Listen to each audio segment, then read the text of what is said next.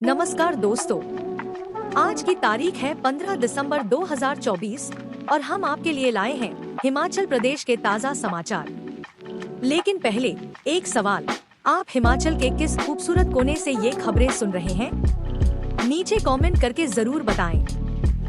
अब थोड़ी सी गंभीरता के साथ, अगर आप हिमाचल के विकास, पर्यटन और सामाजिक क्षेत्र की हर छोटी बड़ी खबर से अपडेट रहना चाहते हैं, तो हमारे चैनल को सब्सक्राइब करें। जी हाँ, फटाफट सब्सक्राइब का बटन दबाएं और हमारे साथ जुड़े।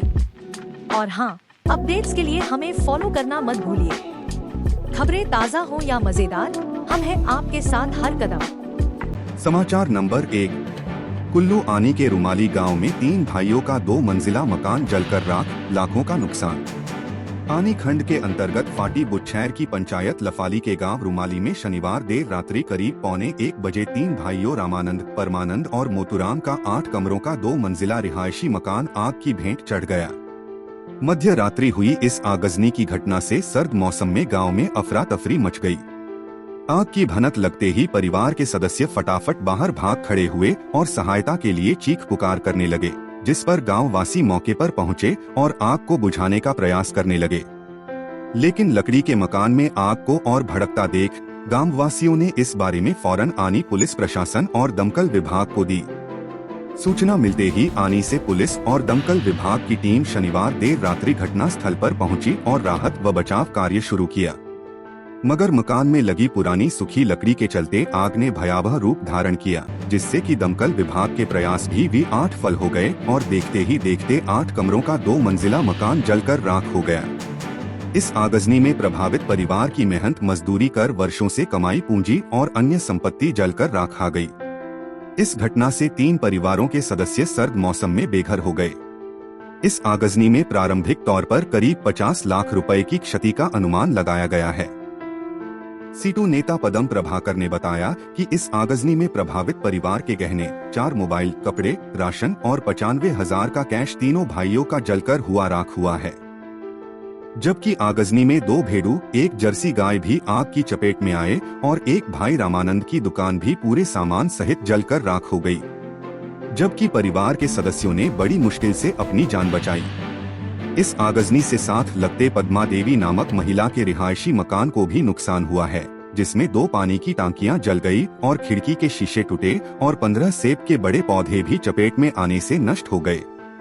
वहीं इस बारे में तहसीलदार आनी भीम सिंह नेगी ने बताया कि आगजनी की घटना का जायजा लेने के लिए राजस्व विभाग की टीम को मौके पर भेजा गया है। नुकसान का आकलन करके आगामी कार्रवाई अमल में लाई जाएगी। उन्होंने बताया कि प्रभावित को प्रशासन की ओर से फौरी राहत दे दी गई है। समाचार नंबर 2। कार और बस में टक्कर, 2 की मौत, 1 घायल। जिला कांगड़ा के तहत आते जमानाबाद रोड इच्छी में एक भीषण सड़क हादसा पेश आया है। यहाँ शनिवार रात को एक कार और निजी वोल्वो बस में टक्कर हो गई। हादसे में कार में सवार 2 लोगों की मौत हो गई, जबकि एक अन्य गंभीर रूप से घायल है। घायल को इलाज के लिए अस्पताल में भर्ती करवाया गया है। मृतकों में एक युवक रोंगखड़ और एक युवक रुग्यारी का बताया जा रहा है।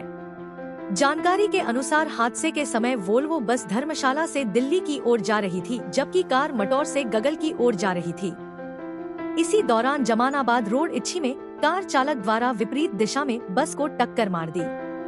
टक्कर इतनी जोरदार थी कि कार के परखच्चे उड़ गए हैं। मौके पर मौजूद लोगों ने काफी मशक्कत के बाद कार में सवार घायलों को बाहर निकाला और इलाज के लिए टांडा अस्पताल पहुंचाया, जहां डॉक्टरों ने 2 को मृत घोषित कर दिया, जबकि एक घायल का इलाज जारी है। मामले की पुष्टि करते हुए जांच अधिकारी भूपी ठाकुर ने बताया कि पुलिस ने शवों को कब्जे में लेकर पोस्टमार्टम के लिए भेज दिया है। समाचार नंबर 3। HP वेदर, मैदानी जिला ऊना समेत कई जगहों पर तापमान माइनस में। प्रदेश में मैदानी जिला ऊना समेत 12 जगहों पर तापमान माइनस में चल रहा है। शनिवार को प्रदेश भर में मौसम खिला रहा। लोगों ने दिन भर तेज धूप का मजा लिया।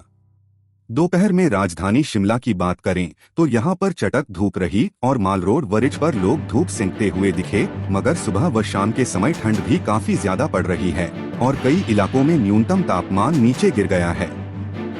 सुबह व शाम के समय में पारा लुढ़कने की वजह से ठंड का प्रकोप भी काफी ज्यादा है। मौसम के शुष्क होने से सुबह शाम भारी ठंड पड़ रही है, जिससे कई जगहों पर कोहरा जमना भी शुरू हो गया है। बारिश न होने से कोहरे ने भी लोगों को परेशानी में डाल दिया है। सुबह शाम घना कोहरा पड़े से लोगों का वाहन चलाना भी मुश्किल हो गया है। पौधों पर कोहरा गिरने से इनके नष्ट होने का भी खतरा पैदा हो गया है। मौसम विज्ञान केंद्र शिमला के अनुसार प्रदेश में 20 दिसंबर तक मौसम साफ रहेगा। सामान्य तापमान में 2 से 3 डिग्री बढ़ोतरी की भी संभावना जताई है। लाहौल स्पीति के ताबों में हालात बेहद खराब है। यहाँ पर तापमान -11 डिग्री तक पहुँच गया है। नाले, झरने, पानी की पाइपें जम गई हैं। बिलासपुर, मंडी, सोलन, सिरमौर के कुछ हिस्सों में धुंध पड़े से सुबह शाम परेशानी बढ़ गई है। ऊंचाई वाले इलाकों में पड़ रही कड़ाके की ठंड से पानी की पाइपें जमना शुरू हो गई हैं। न्यूनतम तापमान की बात करें तो सुंदरनगर का तापमान 0.2 डिग्री सेल्सियस, भुंतर 1.7, कल्पा 1.0, ऊना -1.0, हमीरपुर 0.2, कुकुमसेरी 8.2, सयोबाग 1.5, बरठीन 1.2, समधो 5.7, ताबो 11.5 तथा बजौरा 1.7 डिग्री सेल्सियस रिकॉर्ड किया गया है। समाचार नंबर 4। Winter session. 4 दिन के सेशन में सैकड़ों सवाल, पहले ही दिन हंगामा संभव। हिमाचल प्रदेश विधानसभा का शीतकालीन सत्र धर्मशाला के तपोवन में इस बार शुरुआत से ही गर्मागर्म रहने वाला है। सत्र सिर्फ 4 दिन का है, लेकिन 400 से ज्यादा सवाल विधानसभा को मिल गए हैं। हालांकि अब और सवाल देने की समय अवधि खत्म हो गई है। इस सत्र के दौरान रोजगार से संबंधित मसले चर्चा में रहने वाले हैं। हालांकि सत्र से पहले विधानसभा में लगने वाले सवालों और अन्य बिजनेस को लेकर स्पीकर कुलदीप पठानिया धर्मशाला में ही प्रेस वार्ता कर रहे हैं। इस बार सदन की कार्यवाही की व्यवस्था को भी बदला जा रहा है, लेकिन पहले दिन ही विपक्षी दल भाजपा ने घेराव की धमकी दी है। विधानसभा भवन के बाहर जोरावर मैदान में कांगड़ा के 8 मंडलों को भीड़ जुटाने का जिम्मा दिया गया है। जोरावर मैदान से रैली के बाद भाजपा कार्यकर्ता विधानसभा का घेराव करने के लिए आगे बढ़ेंगे। हिमाचल बीजेपी प्रभारी डा श्रीकांत शर्मा भी इस दौरान मौजूद रहने वाले हैं। बेरोजगारों में गेस्ट टीचर पॉलिसी के खिलाफ गुबार। राज्य सरकार की गेस्ट टीचर पॉलिसी के बाद बेरोजगार युवाओं की प्रतिक्रिया को देखते हुए विपक्षी दल सदन के अंदर भी रोजगार के मुद्दे को ज्यादा हवा देगा। बेरोजगारों संघ ने भी गेस्ट टीचर पॉलिसी के खिलाफ धरना देने की चेतावनी दे रखी है। विधानसभा का विंटर सेशन 18 से 21 दिसंबर तक है और मुख्यमंत्री को जीएसटी काउंसिल की बैठक के लिए 21 दिसंबर को जैसलमेर पहुंचना है। 20 को जैसलमेर रवाना हो सकते हैं मुख्यमंत्री। केंद्रीय वित्त मंत्री ने सारे देश के राज्यों के वित्त मंत्रियों के साथ यह बैठक बुलाई है, जिसमें मुख्यमंत्री का जाना जरूरी है। इसलिए सीएम एक दिन पहले 20 दिसंबर को भी जैसलमेर के लिए रवाना हो सकते हैं। यही कारण है कि विधानसभा सत्र के पहले 2 दिन ही महत्वपूर्ण रहने वाले हैं। समाचार नंबर 5। उपकरणों की बढ़ी लागत, केंद्र ने कृषि की इस योजना पर घटाई सब्सिडी। केंद्र सरकार ने अपने एक कार्यक्रम के तहत किसानों व बागबानों को मिलने वाली ड्रिप इरिगेशन स्कीम की सब्सिडी को कम कर दिया है। ड्रिप इरिगेशन के लिए लगने वाले उपकरण महंगे हो जाने की वजह से केंद्र सरकार ने सब्सिडी की मात्रा को कम कर दिया है।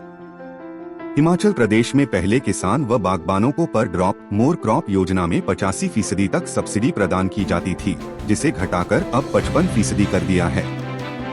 यानी शेष राशि वहन अब किसानों व बागबानों को करनी होगी। पहले प्रदेश के बागबान मात्र 15% राशि वहन करते थे, लेकिन अब उन्हें 45% तक राशि वहन करनी होगी। हो सकता है कि इससे बागबान केंद्रीय योजना का ज्यादा लाभ न उठा सकें। सूत्रों के अनुसार केंद्र सरकार ने हाल ही में इस संबंध में बागबानी विभाग को निर्देश भेजे हैं। इसमें कहा गया है कि ड्रिप इरिगेशन के लिए चलाए जा रहे प्रोजेक्ट के तहत सब्सिडी को कम कर दिया गया है। ऐसे में जो आवेदन बागबानी विभाग के पास आए हुए हैं, उनको अब आने वाले समय में 55% तक ही सब्सिडी राशि मिलेगी। इससे बागबानों को बड़ा झटका लगा है, क्योंकि वह इस योजना का पूरा लाभ उठाने लगे थे। यह योजना न केवल बागबानों के लिए है, बल्कि प्रदेश के किसानों के लिए भी है। कृषि व बागबानी विभाग मिलकर इसे चलाते हैं। इसमें सबसे अधिक आवेदन किसानों के आते हैं और लाखों किसान इसका फायदा उठाना चाहते हैं। बड़ी संख्या में किसानों ने इसका लाभ उठाया भी है। बताया जाता है कि अभी 500 से 600 आवेदन कृषि विभाग के पास लंबित पड़े हैं, वहीं 100 से ज्यादा बागबानों की ओर से भी ऐसे आवेदन लंबित हैं, जिनको सब्सिडी दी जानी है।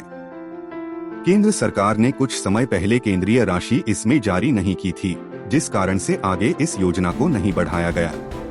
यहाँ बताया जाता है कि ड्रिप इरिगेशन के तहत जो उपकरणों की खरीद के लिए पैसा दिया जाता है, उससे ये उपकरण नहीं आ रहे हैं, यानी इनका बाजार मूल्य बढ़ गया है और एक खेत के लिए जो उपकरण पहले 2 लाख रुपए में लगते थे, वे राशि लगभग 2 गुना हो चुकी है।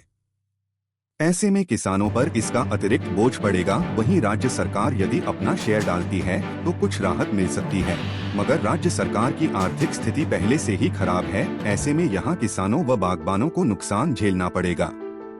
HDM खेतों में फायदेमंद। खेतों में ड्रिप इरिगेशन का इस्तेमाल फायदेमंद साबित होता है, क्योंकि पानी की काफी ज्यादा कमी रहती है और आसमान से बारिश नहीं हो रही है। ऐसे में तय समय पर जब पानी की जरूरत रहती है तो ड्रिप इरिगेशन से खेती को लाभ मिलता है। पूरे खेत को आसानी से इस माध्यम से सिंचित किया जा सकता है, मगर अब सब्सिडी की राशि कम होने से नुकसान होगा। बताया जाता है कि कृषि व बागवानी विभागों की ओर से बड़ी संख्या में सब्सिडी का लाभ प्रदान किया गया है। समाचार नंबर 6। टिक्कर में बच्चों के साथ खेतों में टहलने निकले सीएम सुक्खू। मुख्यमंत्री सुखविंदर सिंह सुक्खू ने अधिकारियों को जिला शिमला के उपमंडल कुपवी की विभिन्न ग्राम पंचायतों में खाली पहाड़ियों पर सौर ऊर्जा संयंत्र लगाने की संभावना तलाशने के निर्देश दिए हैं। कुपवी उपमंडल के गांव टिक्कर में सरकार गांव के द्वार कार्यक्रम के उपरांत शनिवार सुबह मुख्यमंत्री ने अधिकारियों से क्षेत्र की विकासात्मक आवश्यकताओं पर विस्तृत चर्चा की। उन्होंने कहा कि क्षेत्र में सौर ऊर्जा संयंत्र स्थापित करने से स्वरोजगार के अवसर भी सृजित होंगे। इससे पहले मुख्यमंत्री गांव टिक्कर में बच्चों के साथ खेतों में टहलने निकले। उन्होंने बच्चों के साथ समय व्यतीत किया तथा उनसे पढ़ाई व खेल इत्यादि के बारे में बातचीत की। मुख्यमंत्री ने बच्चों से स्थानीय स्कूलों में उपलब्ध संसाधनों के बारे में भी बात की। इसके उपरांत मुख्यमंत्री ने गांव के वृद्धजनों से भी भेंट की। मुख्यमंत्री ने वरिष्ठ नागरिकों से उनके समय में प्रचलित पठन पाठन के तरीकों और वर्तमान में शिक्षा के परिप्रेक्ष्य पर विस्तार से चर्चा की। गेहूं 40 रुपए किलो खरीदने से मिलेगा लाभ। वरिष्ठ नागरिकों ने कहा कि प्राकृतिक रूप से उत्पादित मक्की की खरीद 30 रुपए प्रति किलो तथा 40 रुपए प्रति किलो की दर से गेहूं की खरीद करने से ग्रामीण क्षेत्रों के लोगों को लाभ प्राप्त होगा। मुख्यमंत्री ने वरिष्ठ नागरिकों के साथ सरकार द्वारा ग्रामीण आर्थिकी को सशक्त करने के विभिन्न उपायों पर भी चर्चा की। इस अवसर पर स्वास्थ्य मंत्री डॉ. कर्नल धनीराम शांडिल, कांग्रेस नेता राजनीश किमटा, सचिव सामाजिक न्याय एवं अधिकारिता आशीष सिंघमार, उपायुक्त अनुपम कश्यप, पुलिस अधीक्षक संजीव गांधी और अन्य गणमान्य उपस्थित थे। सीएम सुक्खू ने ग्रामीणों के साथ डाली नाटी। टिक्कर गांव के लोगों ने ही मुख्यमंत्री के स्वागत में पारंपरिक वाद्य यंत्रों का इंतजाम भी किया था। सुबह टिकट से वापसी के दौरान मुख्यमंत्री ने ग्रामीणों के साथ नाटी भी डाली।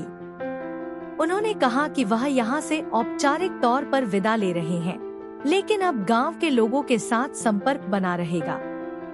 मुख्यमंत्री ने कहा कि सरकार गांव के द्वार यह कार्यक्रम इसलिए रखा गया है ताकि दूर दराज के क्षेत्र के लोगों की समस्याओं को सरकार आसानी से जान सके।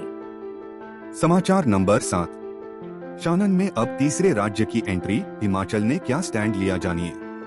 मंडी जिला के जोगिंद्रनगर स्थित शानन हाइड्रो पावर प्रोजेक्ट पर सुप्रीम कोर्ट में अब पंजाब के साथ पड़ोसी राज्य हरियाणा भी कूद गया है। हरियाणा ने तर्क दिया है कि वह पंजाब रीऑर्गेनाइजेशन एक्ट का हिस्सा रहा है, इसलिए उनकी बात भी इस विवाद में सुनी जाए। सुप्रीम कोर्ट में हुई सुनवाई के दौरान हालांकि हिमाचल ने हरियाणा की इस मांग को अनुचित बताते हुए कहा कि Shanan hydro power project area कभी भी ट्रांसफर टेरिटरी का हिस्सा नहीं रहा है, इसलिए हरियाणा का इसमें कोई लोकस स्टैंडाइन नहीं है। हालांकि सुप्रीम कोर्ट ने अगली सुनवाई के लिए जनवरी में केस सुनने को कहा। गौरतलब है कि बीबीएमबी एरिया मामले में भी पंजाब और हरियाणा हिमाचल के खिलाफ सुप्रीम कोर्ट में हैं।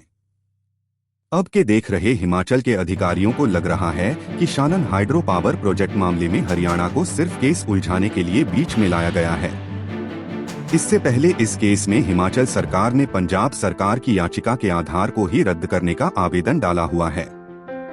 हिमाचल ने क्लेम किया है कि शानन पावर प्रोजेक्ट का एरिया पंजाब से ट्रांसफर हुई टेरिटरी में नहीं आता, इसलिए इस क्षेत्र में पंजाब रीऑर्गेनाइजेशन एक्ट लागू नहीं होगा।